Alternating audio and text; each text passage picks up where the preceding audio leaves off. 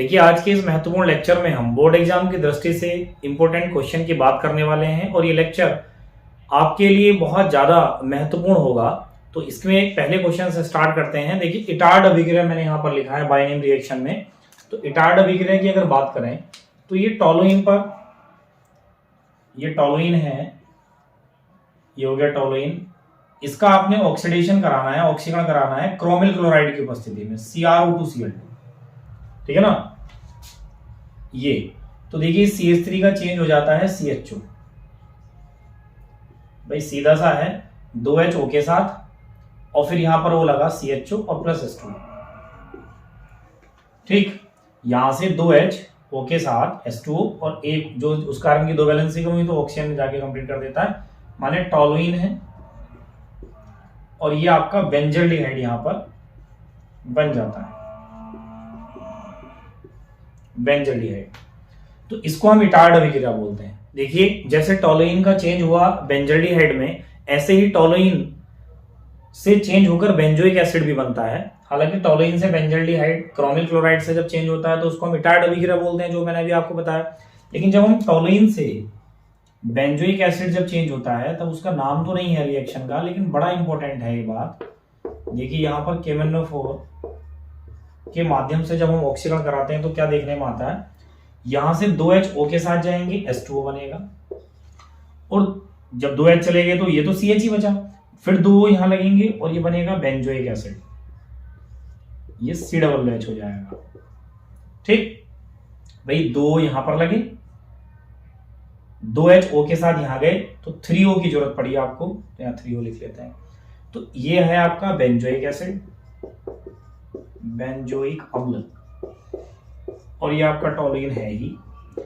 तो इस रिएक्शन का हालांकि कोई बाइनेम नेम नहीं, मतलब इस रिएक्शन का कोई नेम नहीं है, लेकिन ये इंपॉर्टेंट बात क्यों है, क्योंकि इससे आपको कन्वर्जन में बहुत ज्यादा हेल्प मिलती है। क्योंकि जब एरोमेटिक कन्वर्जन होते हैं तो उसमें क्या होता है, टोलुइन से हमें आगे जाना होता है। तो टोलुइन से अगर बेंजल्डिहाइड बनाना है तो CrO2Cl2 लगाइए और नाम इटार्ड अभिक्रिया। और अगर टोलुइन से बेंजोइक एसिड चाहिए माने तो KMnO4। ये स्ट्रॉन्ग ऑक्सीडेशन है, प्रबल ऑक्सीकरण है इसके द्वारा। तो यहाँ पर CH3 का सीधे COOH में चेंज होता है, वहां CH3 CHO में चेंज होता है।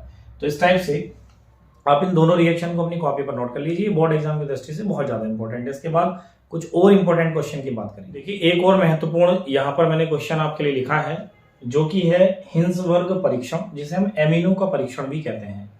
देखिए, मैंने पहले के लेक्चर्स में आपको carbylamine test means carbylamine अभिक्रिया बताया था, वो भी एमिनो का परीक्षण होता है, लेकिन वो केवल प्राथमिक एमीन को द्वितीयक और तृतीयक अमीन से अलग कर पाता है, लेकिन द्वितीयक और तृतीयक अमीन को अलग नहीं कर पाता, क्योंकि द्वितीयक और तृतीयक दोनों ही अमीन कार्बिल अमीन अभिक्रिया नहीं देते, प्राथमिक अमीन ही देते हैं। तो प्राथमिक अमीन को तो वो अलग कर देता है दोनों अमीन से, लेकिन कभी हमें द्वितीयक और तृतीयक अमीनों में अंतर करने को आ जाए तो हम कार्बिल अमीन अभिक्रिया के द्वारा उनका परीक्षण नहीं कर सकते। तब उसके लिए बना है हिंसवर्ग परीक्षण, माने कह सकते हैं कि अमीनों के परीक्षण का ये ब्रह्मास्त्र है। क्या है, देखिए, हिंसवर्ग अभिकर्मक होता है। हिंसवर्ग अभिकर्मक का फॉर्मूला होता है, इसको तो आपको ध्यान रखना पड़ेगा। और कैसे ध्यान रखेंगे, रिंग पर SO2Cl, वैसे इसका नेम है बेंजीन सल्फोनिल क्लोराइड, ये भी लिख देता हूं। देखिए मैं, बेंजीन सल्फोनिल क्लोराइड, ठीक। इसे हम हिंसवर्ग अभिकर्मक भी बोलते हैं।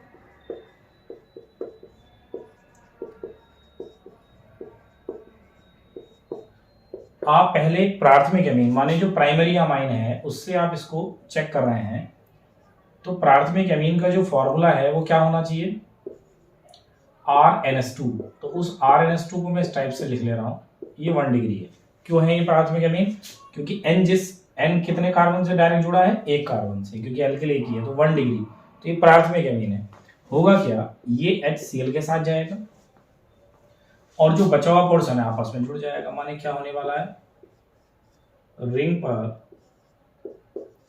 SO2 है ही, Cl तो H के साथ चलेगा, तो SO2 के आगे कौन बचा, NHR, NR था, H ये लगा ही है आपका ऊपर, मिलाकर लिखते तो NHR प्लस HCl बाहर, ये वाला है Cl के साथ। देखिए, इसका नाम है N एल्किल बेंजीन सल्फोनामाइड, जैसे था वैसे ही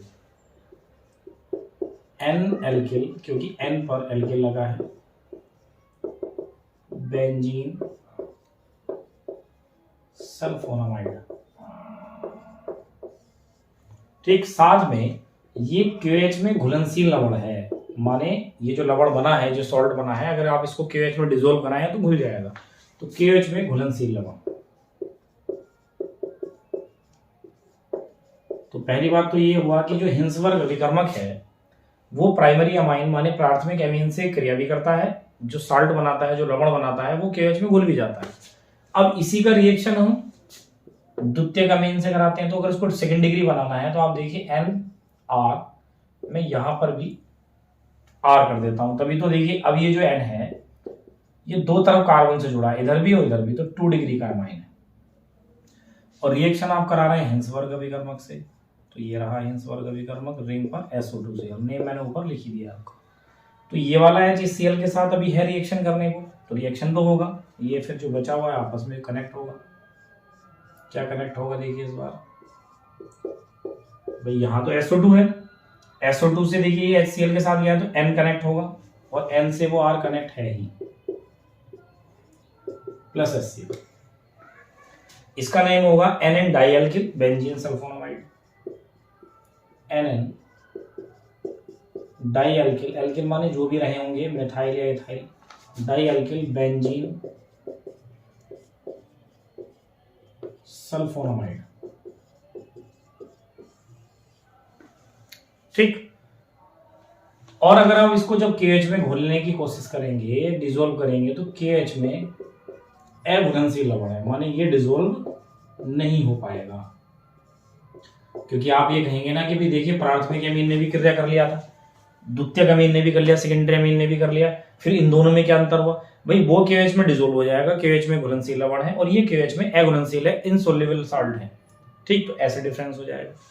बात करते हैं तृतीयक अमीन की हिंसवर्ग अभिकर्मक के साथ रिएक्शन करा के देखते हैं। ये रहा आपका हिंसवर्ग अभिकर्मक और ये रहा तृतीयक अमीन, 3 डिग्री, क्योंकि अब नाइट्रोजन तीनों तरफ कार्बन से कनेक्ट है, एल्किल से कनेक्ट है, इसलिए 3 डिग्री हुआ, तृतीयक अमीन हुआ। तो आप देखेंगे जब यहां पर कोई हाइड्रोजन नहीं Cl के साथ रिएक्शन करने को, तो ये क्या आएगा, कोई अभिक्रिया नहीं, नो रिएक्शन, माने हिंसवर्ग अभिकर्मक के साथ तृतीयक अमीन अभिक्रिया ही नहीं देते। तो आप देखेंगे कि एमिनो को, प्राथमिक द्वितीयक और तृतीयक अमीनों को हिंसवर्ग अभिकर्मक के द्वारा, हिंसवर्ग रिएजेंट के द्वारा डिफरेंशिएट माने उनमें विभेद किया जा सकता है, उनमें अंतर किया जा सकता है। सीधी सी बात कि हिंसवर्ग अभिकर्मक के साथ प्राथमिक अमीन अभिक्रिया करेंगे और जो सॉल्ट बनाएंगे, जो लवण बनेगा, वो KH में सोल्युबल होगा, घुलनशील होगा, जबकि द्वितीयक अमीन क्रिया तो कर लेंगे और सॉल्ट बनाएंगे, जो लवण बनाएंगे, वो KH में अघुलनशील होगा, इनसोल्युबल होगा।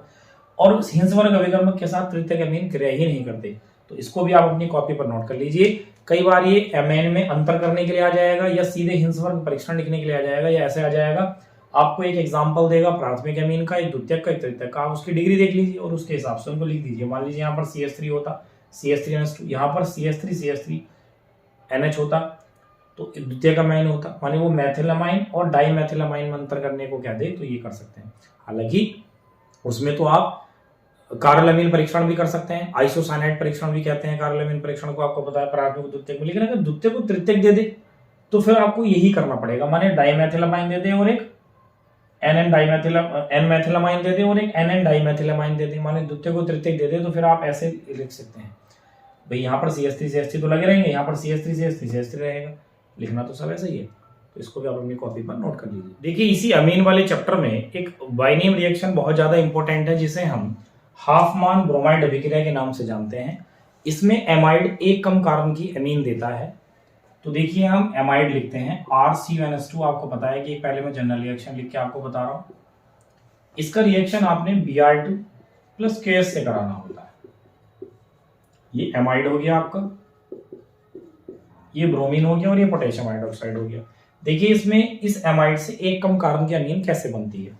ये जो एमाइड का CO होता है, ये वाला CO निकल जाता है, यही कार्बन कम होता है। कैसे, पहले तो इसको देखते हैं। अगर 2 Br हैं तो 2 K चाहिए, तो K तो Br को निकालेंगे, 2 KBr प्लस, अब इस CO को निकालना है, तो देखिए ये वाला जो KH है ना, यहाँ पर 4 लेना होता है हमें, तो 2 K तो 2 Br के साथ चलेंगे, बाकी बचे 2 K, तो K2, ये वाला CO यहां से 2 और लेकर K2CO3 बनता है। इसको ध्यान रखना पड़ेगा आपको ऐसे, K2CO3 माने इस KOH के चारों आप ऐसे लिख लीजिए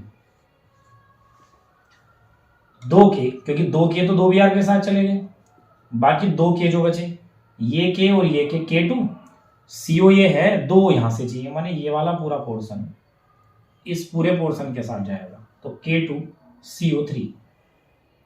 अब बचे हैं 2 और 4H बचे हैं, तो आपको पता ही है कि एक O के लिए 2H चाहिए, तो अगर 2 हैं तो 4H चाहिए, तो 4H है ये, तो 4H के साथ 2S2 बनेगा। तो फिर क्या बचा यहाँ पर, अगर ये निकल गया तो RNS2 माने एमीन बन गया, एक कम कार्बन हो गया क्योंकि ये CO तो जा चुका है, तो ये एमीन बन जाता है। तो ये बड़ा ही इंपॉर्टेंट मेथड है, हाफमैन ब्रोमाइड अभिक्रिया इसको बोलते हैं, बाइनेम रिएक्शन में संक्षिप्त टिप्पणी के लिए आता है।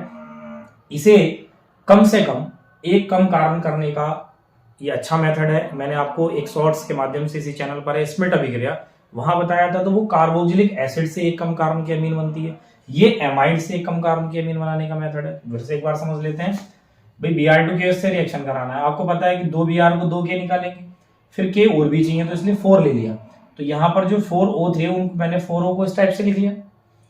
तो यहां से देखिए 2Br तो 2K के साथ चले गए थे, अब ये 2K इस CO के साथ 2 यहां से निकालेंगे तो पूरा K2CO3 निकला, 4H बचे 2 बचे तो 2S2 बन के निकल जाएंगे, बाकी RNS2 लिख लीजिए। इसके अगर एग्जाम्पल की बात करें तो R की जगह आप CH3 ले लीजिए, आपको पता ही है कि इसको एसिटामाइड कहते हैं, चूहे जैसी इसमें स्मेल आती है। अब किसने पता नहीं चूहा सूंघा होगा तुम में से, तो उसको इसकी स्मेल आ जाएगी, ये एसिटामाइड है। ठीक, बिल्कुल सिंपल, 2Br है 2K के साथ जाएंगे, ये बना 2KBr, साथ में यहां से 2K बचे K2CO और 2 यहां से K2CO3 जो ऊपर लिखा हुआ है जैसे समझने के लिए, K2CO3, 2 बचे 4H बचे तो 2S2, और साथ में ये CO जब निकला तो CH3NS2, तो ये आपका बन गया CH3NS2 मैथिलअमीन। ये एसिटामाइड 2 कार्बन का एमाइड था, वहां एमीन 1 कार्बन की बन रही है क्योंकि उसमें C है केवल, तो ये हो गया आपका मैथिलएमीन। IUPAC में इसका नेम होगा मैथिनामीन। अगर आप, जैसे आपको पता है कि यहाँ पर R की जगह अगर मैच लगा लेता है SCO2 तो फॉर्मेमाइड होता, तो फॉर्मेमाइड इस रिएक्शन को नहीं देता। क्यों नहीं देता? क्योंकि फॉर्मेमाइड में यही कार्बन होता, ये निकल जाता तो एमीन कहां से बनता। तो कम से कम 2 कार्बन के एमाइड होना चाहिए हाफमैन ब्रोमाइड अभिक्रिया के लिए। इसको भी आप अपनी कॉपी पर नोट कर लीजिए, बहुत इंपॉर्टेंट क्वेश्चन है बोर्ड एग्जाम की दृष्टि से। देखिए एमीन वाले चैप्टर से जुड़ी हुई कुछ बातें आपको बता दूं, इसके कन्वर्जन में आपको बहुत ज्यादा एक रिएक्शन का जरूरत पड़ेगा, जैसे एमीन की रिएक्शन नाइट्रस अम्ल से कराना, बहुत ज्यादा आपको देखने को मिलेगा। नाइट्रस अम्ल HNO2 को बोलते हैं, ये आपका एमीन है और ये नाइट्रस अम्ल है। इसको बताने का मेरा केवल ये उद्देश्य है कि अगर एमीन वाले कन्वर्जन आए तो उसमें ये कॉमन रिएक्शन है, बहुत ज्यादा यूज होती है। और जब नाइट्रस एसिड रिएक्शन करता है तो कैटालिस्ट आप लेंगे NaNO2 + HCl 0 to 5 degree centigrade temperature लिखना जरूरी है, इसी टेम्परेचर पर ही रिएक्शन होगा। तो एमीन का जब नाइट्रस एसिड से रिएक्शन कराते हैं तो कैसे होता है, मैं इसको समझाने के लिए बता दूं कि HNO2 को मैं बोल देता हूं कि इसे आप HNO में तोड़िए, होनो पढ़ने के लिए। HNO2 को किसमें तोड़िए? HNO में, और इस HNO को इसके ऊपर ऐसे लिख लीजिए और फिर ऐसे कट लगा दीजिए। आप देखिए ROH माने अल्कोहल बनेगा, N और N है तो N2 बनेगा, H2O बनेगा। कितना सिंपल बात होगी, माने एमीन से अल्कोहल बन जाता है। अगर इसके एग्जांपल की बात आप करोगे तो R की जगह कितना आ जाएगा? CH3 मान लीजिए, NS2। तो मिथाइल अमाइन की नाइट्रस एसिड से आप रिएक्शन करा रहे हैं, कैटालिस्ट यही सब रहने वाला है। तो HNO2 HNO में रिएक्ट करता है, उसको ऐसे तोड़ लीजिए। एग्जाम में आपको पता है कि ऐसे नहीं लिखना है, बस समझाने के लिए बता रहा हूं। तो CH3OH और ये N दोनों मिलके N2 और ये प्लस H2। तो एमाइन से अल्कोहल बनाने का है तो मैथिलअमीन से मैथिल अल्कोहल बन जाता है। अब इस रिएक्शन को मैंने इसलिए बताया, अब इसी को अगर आप एरोमेटिक पर लगाते हो, माने एरोमेटिक एमाइन माने रिंग पर NH2, क्या नेम होता है भाई इसका? एनिलीन। अब अगर आपने एनिलीन पर ये रिएक्शन कराया तो मैं आपको बता दूं NaNO2 + HCl 0 to 5 degree centigrade temperature, तब एक्चुअल में ये NH2 जो है N2Cl में चेंज होता है। इसको आप ध्यान रखिएगा। इसको हम बेंजीन डाइएजोनियम क्लोराइड बोलते हैं। Benzene diazonium chloride. रिंग से डायरेक्ट जुड़ा NH2 NaNO2 प्लस HCl लगाने पर N2Cl में चेंज होता है, रिंग पर N2Cl। बेंजीन डाइएजोनियम क्लोराइड, ये वही बेंजीन डाइएजोनियम क्लोराइड है जिस पर आप सैंड मायर अभिक्रिया लगाते हो, CuCl HCl और Cl बन जाता है, माने क्लोरोबेंजीन बन जाता है। फिर यहाँ से कितने सारे कन्वर्जन हो सकते हैं, आप H2O करा सकते हो, मैंने कराया भी है बेंजीन डाइएजोनियम क्लोराइड की बहुत सारे रिएक्शन। CuCl CuCN HCl करा के Cn लाया जा सकता है क्योंकि N2 निकलता ही है। HBF4 कराया जा सकता है। तो ऐसा आपने बहुत सारे रिएक्शन हेलोएरिन में बेंजीन डाइएजोनियम क्लोराइड के देखे होंगे। लेकिन यहीं पर अगर एरोमेटिक इस टाइप का हो कि NH2 डायरेक्ट ना जुड़ा हो रिंग से, CS2NH2, क्या नाम होगा भाई इसका? क्योंकि रिंग पर अगर CS2 होता है तो उसको बेंजिल बोलते हैं, आगे एमीन लगा है तो बेंजिल एमीन, जिसे आप बेंजाइल एमाइन भी कहते हैं। ये बेंजिल एमीन है। आपने अब इसका नाइट्रस एसिड से रिएक्शन कराया, कैटालिस्ट यही सब है। तब ये फिर से HNO2 HNO में टूटेगा, HNO में टूटेगा और ऐसे कट कर लेंगे जैसा आप ऊपर कर रहे थे एलिफेटिक में। तो ये रिंग पर CH2 के पास अब OH आएगा प्लस N2 क्योंकि N है N2 और ये H2, तो बेंजिल अल्कोहल है क्योंकि रिंग पर CH2 लगा होता बेंजिल अल्कोहल, बेंजिल अल्कोहल। माने केवल एरोमेटिक में रिंग से डायरेक्ट अगर NH2 जुड़ा होगा तो वो HNO2 माने NaNO2 प्लस HCl लगाने पर N2Cl में चेंज होगा, ना कि यहाँ OH आएगा। जबकि और एलिफेटिक हो या और एरोमेटिक अमाइन हो, वो NH2 की जगह OH हो जाएगा। इससे आप देखना, जिन्होंने पढ़ा होगा एमीन चैप्टर, तो कन्वर्जन बहुत ज्यादा में ये आता है, इसलिए मैंने आपको बताया। इनको भी आप अपनी कॉपी पर नोट कीजिए। फिर मैं इसी चैप्टर से रिलेटेड कुछ कन्वर्जन लिखता हूँ जिसमें कार्बन की लेंथ इंक्रीज हो रही होगी, किसी में डिक्रीज हो रही होगी, उनको देखते हैं। देखिए आपके लिए मैंने यहाँ पर 3 कन्वर्जन लिखे हैं, यहां से कुछ समझाने की कोशिश करता हूँ। मैथिलेमीन से आपने एथिलेमीन बनाना है, तो आप मैंने मैथिलेमीन का फॉर्मूला लगा CH3NH2। देखिए जैसा कि मैं आपको हर चैप्टर में बताता चला हूं, हालांकि मैंने अभी एमीन चैप्टर नहीं पढ़ाया, लेकिन आपको बता दूं यहाँ पर शॉर्ट में। एमीन से जब हम आगे जाते हैं तो उसकी रिएक्शन आपको करानी ही HNO2 से चाहिए, नाइट्रस एसिड से, जो मैं अभी बता रहा था। तो आप इस पर क्या लगा देंगे, NaNO2 plus HCl HNO2 0 to 5 degree centigrade temperature. HNO2 HNO में लिखा होगा होनो में, और उसने यहाँ CH3OH कर दिया होगा। कैसे, वो मैंने अभी आपको बताया। ये अल्कोहल है। अल्कोहल से आगे जाने के लिए क्या करते हो आप, OH की जगह Cl या ऑक्सीडेशन, तो OH की जगह Cl ही कराएंगे, तो PCl5 की OH की जगह Cl कर देगा। अब आपको दिख रहा है कि कार्बन को तो इंक्रीज करने हैं, 2 कार्बन करने हैं, तो आप इस पर लगा तो गुड्स रिएक्शन सकते हैं, क्योंकि ये हेलोएल्केन बन गया, हेलोएल्केन से आगे जाना और कार्बन की लेंथ बढ़ानी है तो N नहीं था। लेकिन अब वो पुराना मेथड हो गया। आपको सीधी सी बात है कि एक कार्बन बढ़ाना है, देखिए एक कार्बन बढ़ाना और एमीन भी करना है, तो सबसे अच्छा तरीका बताता हूं आपको, KCN। ये मैंने पहले भी कहा था कि KCN एक अच्छा मेथड है कि एक कार्बन बढ़ाना है और कोई भी ग्रुप लाना है तो KCN लगाइए। KCl के साथ CN आ जाएगा, CH3CN। और ये साइनाइड से अगर एमाइन बनाना हो तो NaC2H5OH 4H वाला आप चयन करा दीजिए। आपको पता है C और N के बीच में ट्रिपल बॉन्ड होता है, तो 2H इसको मिलेंगे, 2H इसको मिलेंगे, और ये बन जाएगा CH3CH2NH2। इसको आप एथिलेमीन बोलते हैं। तो ये मैथिलेमीन से एथिलेमीन हो गया। चाहता तो मैं यहाँ पर बुर्ज रिएक्शन करा देता, फिर Cl2H नहीं कराता और फिर NH3 करा देता तो भी बन जाता, लेकिन ये एक अच्छा मेथड है। इसके बाद एथिलेमीन से मैथिलेमीन बनाना। अब कार्बन का लेंथ कम करना है, इसको जरा ध्यान से देखिएगा। एथिल है तो 2 कार्बन है और ये रहा आपका NH2, ये एथिलेमीन हो गया। एमीन से आगे जाने के लिए मैंने क्या बोला, लेंथ बढ़ानी है कि घटानी है, आपने NaNO2 प्लस HCl माने HNO2 होनो कराना है, एक तरीके से मैं ये बोल देता हूं। तो NaNO2 प्लस HCl, ये आपका HNO2 0 to 5 degree centigrade temperature आपका हो गया। NH2 की जगह OH हो गया होगा। अब भाई अल्कोहल से आगे जाना है तो PCl5 या ऑक्सीडेशन, तो PCl5 या ऑक्सीडेशन, इसलिए देखो PCl5 कर आगे तो Cl आएगा, फिर कुछ नहीं होना, इसलिए अल्कोहल से वो ऑक्सीडेशन कराएंगे। और ऑक्सीडेशन भी आप स्ट्रॉन्ग वाला कराइए, KMnO4 वाला। सीधे अल्कोहल से क्या बन जाएगा, एसिड बन जाएगा, उतने ही कार्बन का जितने कार्बन का अल्कोहल, ठीक। और फिर लेंथ कम हो सकती है क्योंकि मैंने आपको स्मिट रिएक्शन बताया हुआ है, N3H इसका करा देंगे अम्ल से कार्बोक्सिलिक एसिड से लेंथ ऐसे कम होती है। तो N3H कराओगे तो मैंने आपको रिएक्शन में सिखाया, ये पूरा CO2 बाहर जाता है, 2 N N2 बन के जाते हैं, एक N बचा, ये H और ये H NH2 लग जाता है हमारे CH3NH2। तो ये एथिलेमीन से मेथिलेमीन बन गया। तो माने एमीन की लेंथ कम करनी है तो आपको कार्बोक्सिलिक एसिड बनाना पड़ेगा। तो देखिए अल्कोहल यहाँ बना था, यहाँ लेंथ बढ़ानी थी इसलिए PCl5 करा, यहाँ लेंथ कम करनी है इसलिए इसका ऑक्सीडेशन कराया। अगर आप PCC से कराते तो पहले एल्डिहाइड बनता, फिर एल्डिहाइड का कराते तब एसिड बनता। यहाँ केमिनोफोर से कराने पर सीधे अल्कोहल से एसिड बनेगा।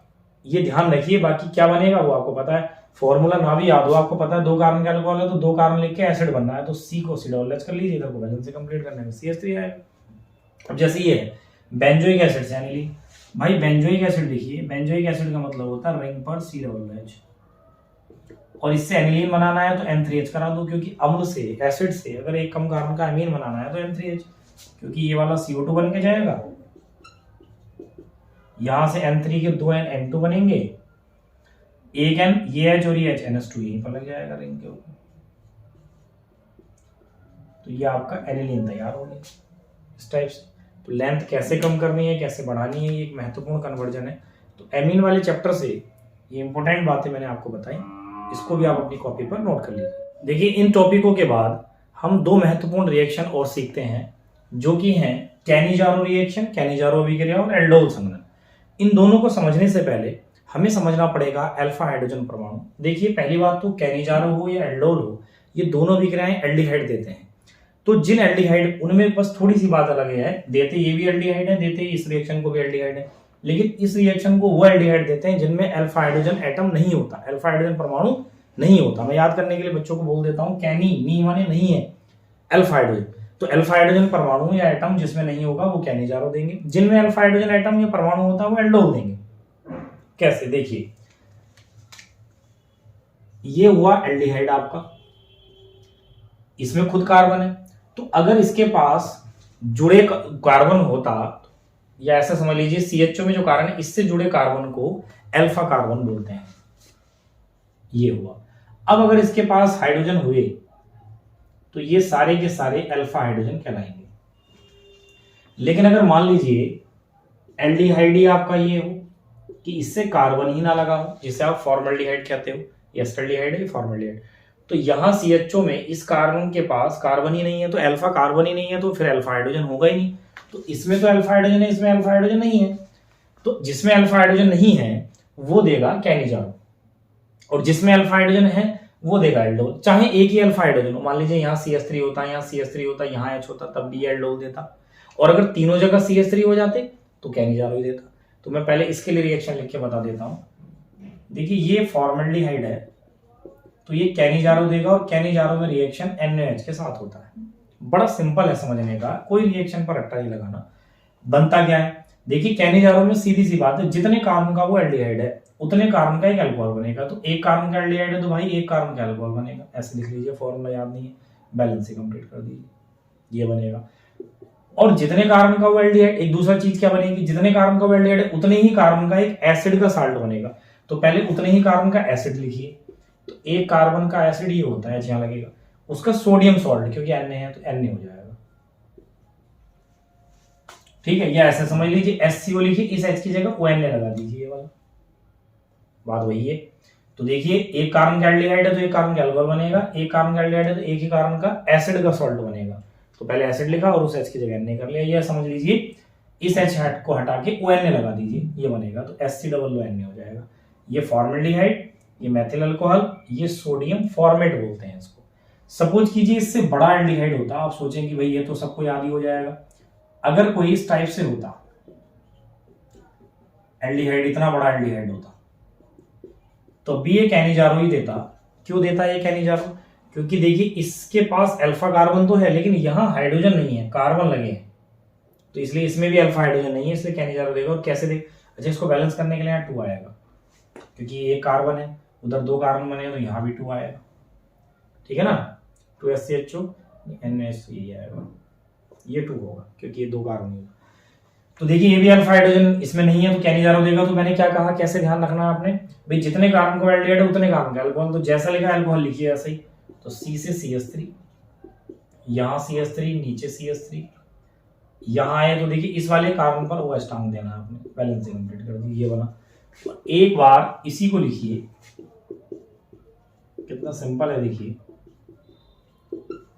CO जैसे लगा वैसे लगा रहने दीजिए, बस इस H की जगह ये वाला ON लगा दीजिए, ये सोडियम का सॉल्ट हो गया, बैलेंस करने के लिए H2 आ जाएगा।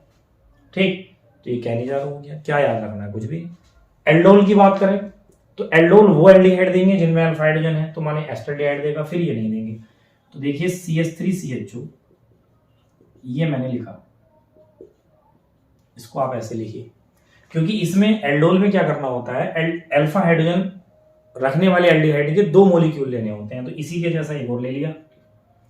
इसको तो ऐसे लिखिए और इस वाले को ऐसे लिखिए, CH3CHO को, ये है तो CH3 ना, उसके CH2H लिख लिया। क्यों? और इसमें जो कैटलिस्ट होता है वो होता है तनु NaOH, डाइल्यूट NaOH। इसमें एक एल्डिहाइड का ये बॉन्ड ऐसे टूटता है, एल्डिहाइड वाला, इसमें ये अल्फा हाइड्रोजन टूटता है, इसलिए कह रहे थे कि अल्फा हाइड्रोजन होना चाहिए एल्डोल में।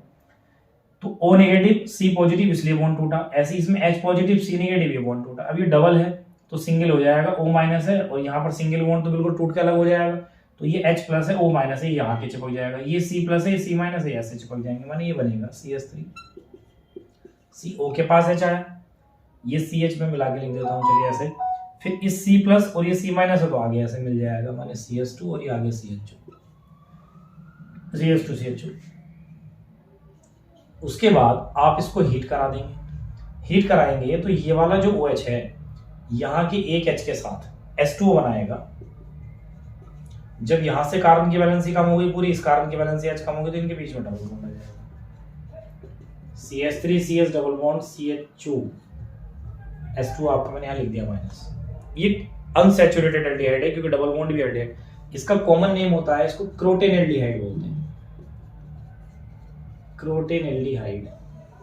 वैसा IUPAC नेम आपको मैंने बताया कैसे लिखा जाता है। तो ये एल्डोल संघनन हो गया, वो कैनिजार हो गया। और भी इसके लिए बड़े रिएक्शन ऐसे लिख सकते हैं, क्योंकि एक समझ लीजिए एक एल्डिहाइड अल्फा हाइड्रोजन रखने वाले एल्डिहाइड के 2 मॉलिक्यूल लेने हैं, एक का एल्डिहाइड टूटेगा, एक का अल्फा हाइड्रोजन टूटेगा, इसलिए अल्फा हाइड्रोजन ढूंढा जाता है एल्डोल में। वो कनेक्ट हो जाएंगे, हीट करने पर H2 निकलेगा। अगर सपोज कीजिए यहाँ पर 2H ना होते तो ये रिएक्शन नहीं रुक जाता, तब भी एल्डोल ही माना जाता। इन दोनों रिएक्शन को भी आप नोट कर लीजिए।